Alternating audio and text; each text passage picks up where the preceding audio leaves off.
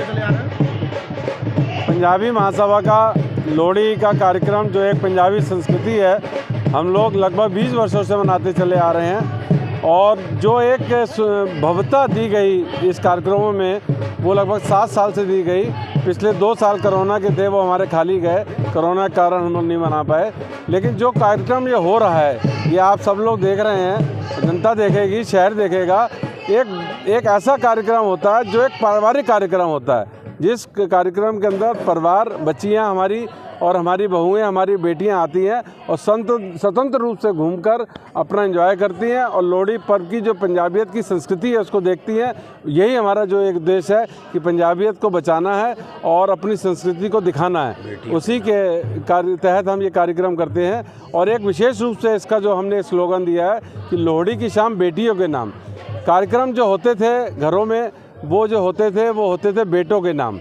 आज तक बहुएं जो नहीं आती थी, जब हमारे नए जो बच्चे पैदा होते थे, बेटे होते थे, तो उनकी खुशियां मनाई जाती थी।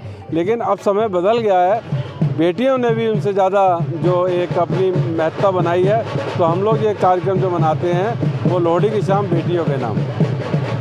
मैम, क्या नाम है आपका? मेरा नाम मनीषा आहूजा है। मैं पंजाबी महासभा महिला इकाई की अध्यक्ष हूँ। और लोहड़ी का जो कार्यक्रम मनाया जाता है, क्यों मनाया जाता है इसके? हाँ जी, लोहड़ी का कार्यक्रम एक्चुअली हम लोग पंजाबीज में एक परंपरा मानी जाती है कि जिस भी घर में बेटा पैदा होता है या बेटे की शादी होती है, तो उसकी परंपरागत तरीका तो ये था कि उसकी लोहड़ी मनाई जाती थी। लेकिन अब आजकल क्योंकि बेटी और बेटे में कोई फ़र्क नहीं है, इसलिए अब बेटियों की लोहड़ी भी उतनी ही धूमधाम से मनाई जाती है। और बरेली में ये परंपरा हमारे पंजाबी महासभा ने ही शुरू की है। और आज के इस कार्यक्रम में भी हम जो है उन बेटियों के परिवारों को सम्मानित करने जा रहे हैं जिनके यहाँ बेटियों ने जन्म लिया है। उनकी ये पहली लोहड़ी हम मना रहे हैं। और हमारे आज के इस प्रोग्राम की थीम भी यही है, लोहड़ी की शाम बेटियों के नाम। और क्योंकि हमारा कार्यक्रम 2 साल बाद हो रहा है कोरोना के बाद, तो बहुत उत्साह है, सब में बहुत उमंग है। हाँ जी।